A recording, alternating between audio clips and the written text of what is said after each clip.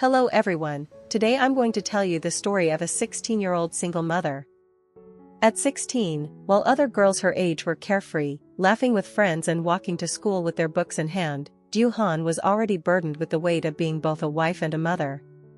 She once believed that marriage would bring her a home, a safe haven where she could find comfort, but instead, it drowned her in misery.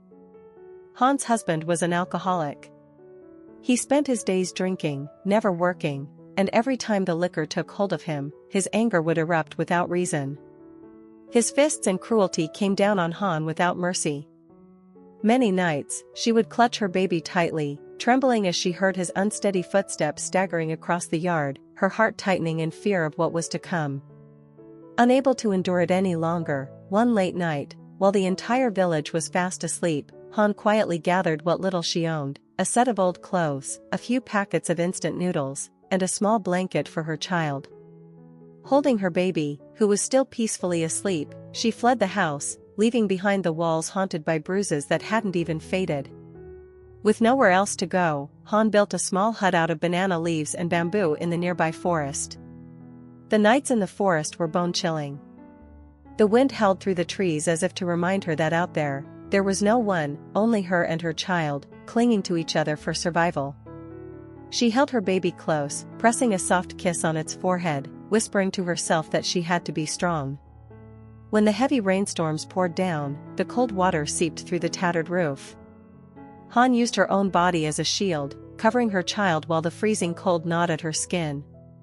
Many nights, mother and child huddled together under a thin, worn-out blanket, listening to the relentless rain hammering against the roof and the mournful sound of the wind. Day after day, hunger clung to them. Hân carried her child deep into the forest, searching for wild vegetables and digging up leftover cassava roots from the hard soil. From time to time, she would wade into the stream with her baby strapped to her back, collecting tiny snails to fill their empty stomachs. With no money and no one to turn to, Hân struggled in despair. On the hungriest days, she drank water just to quiet the gnawing pain in her belly. At night, as she watched her child sleeping soundly in her arms, her heart ached unbearably.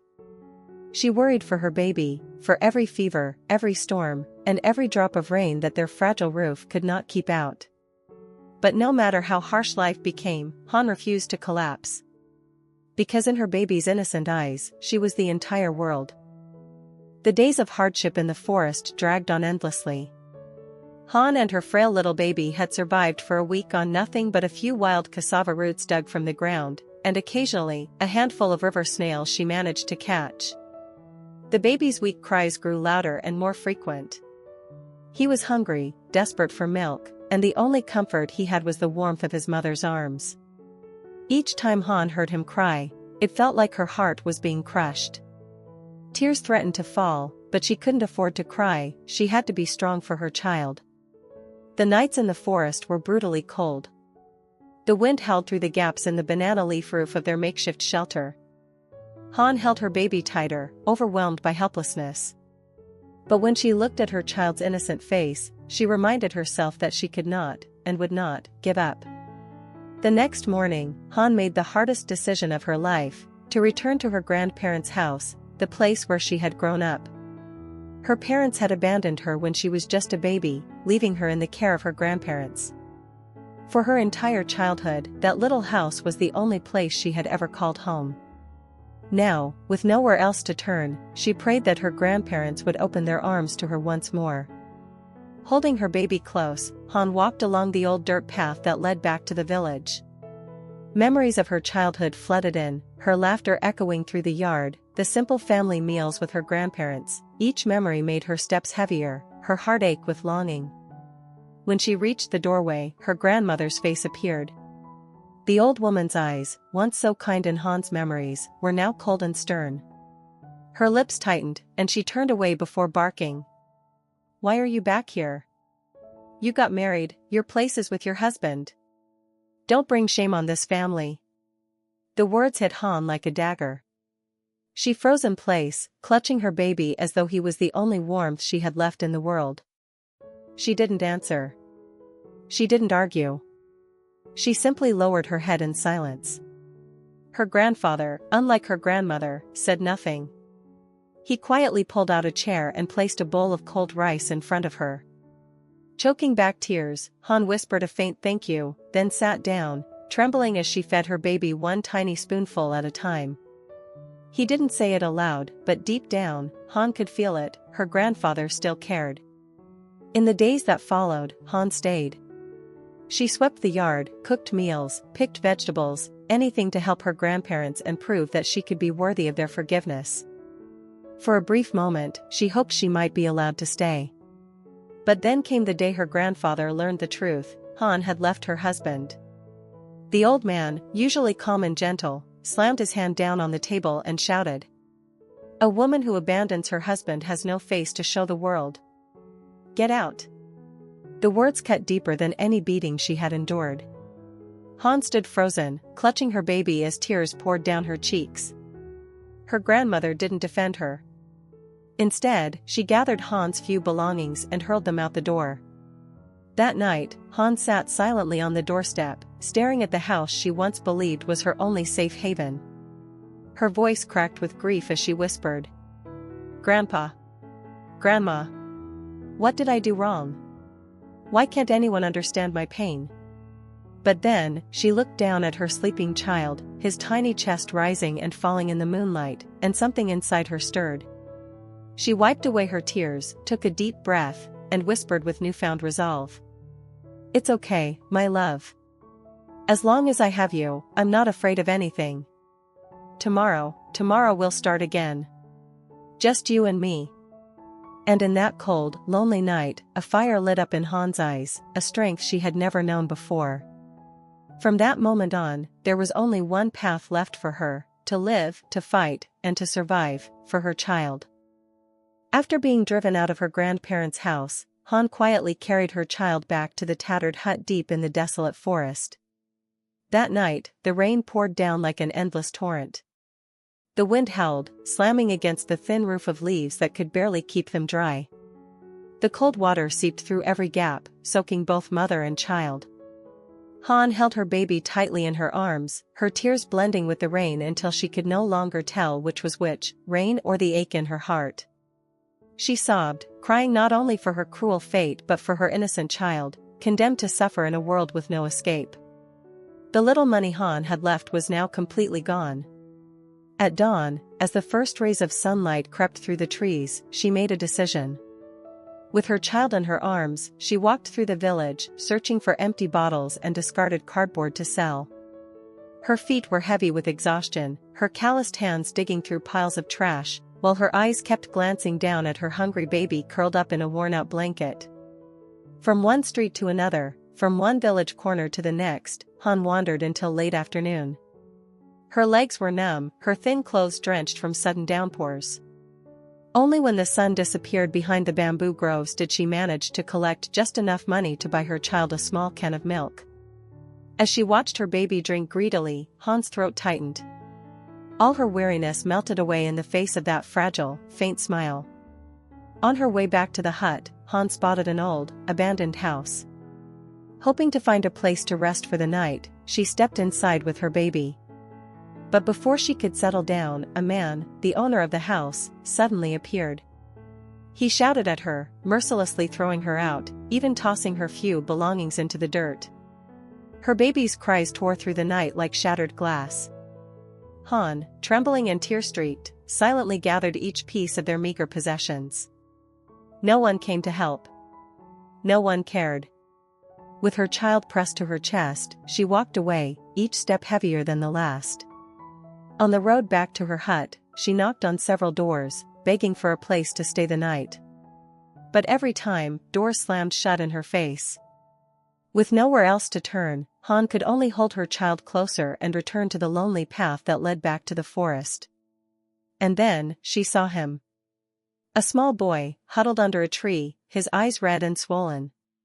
As she approached, Han noticed a crumpled letter in his tiny hand. She gently unfolded it and read the trembling words left by his mother. The boy had been abandoned. Han's tears fell uncontrollably. In that moment, she saw herself in the boy's misery. Without hesitation, she picked him up, determined to help him. She carried him from house to house, pleading for someone to take him in. But one by one, they turned her away, afraid, suspicious, unwilling to open their hearts. It wasn't until she met a kind-hearted man that everything changed. After hearing the boy's story, the man and his wife, who had no children of their own, agreed to adopt him. Their eyes welled up as they embraced the little boy. Han bowed deeply, her heart finally lightened, as though a crushing weight had been lifted from her shoulders. Today, on her way back to the shabby little hut, Han carried her child and passed by a deserted patch of land near the forest. There, rows of cassava plants grew thick, their roots big and firm.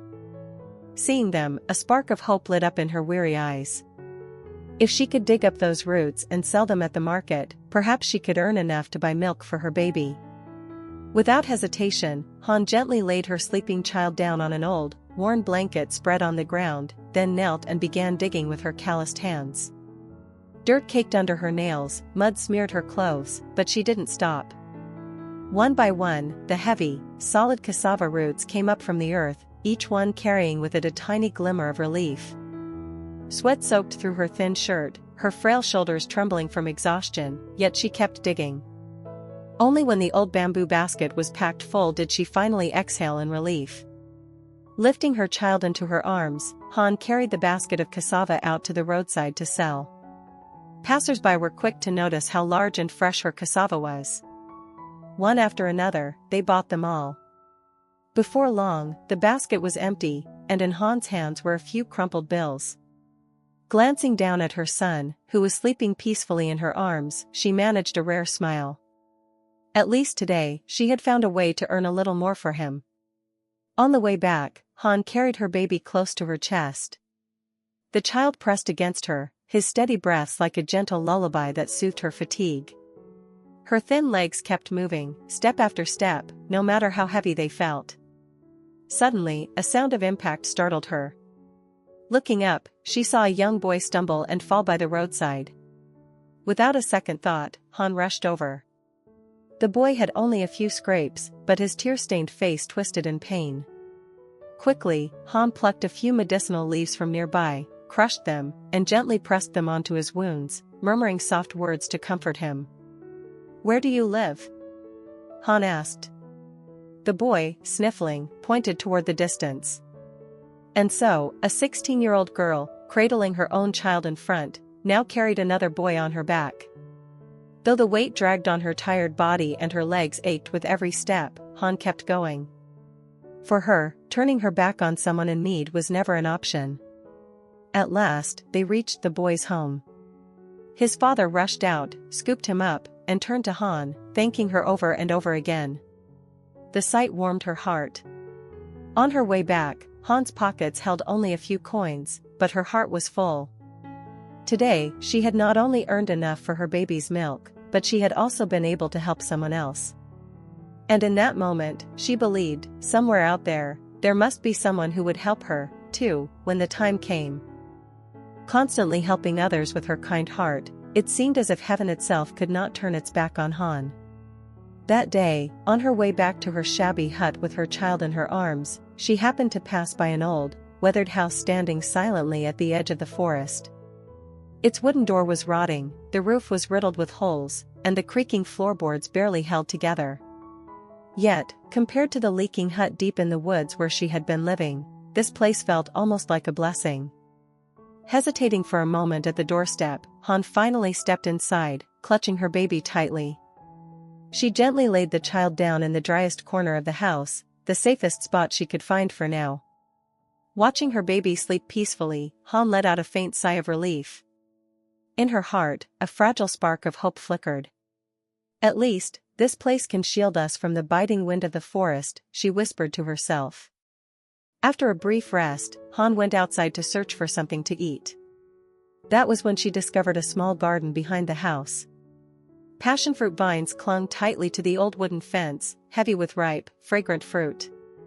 No one had harvested them, it was clear the house had been abandoned for a long time. Seeing those passion fruits, Han's heart lit up.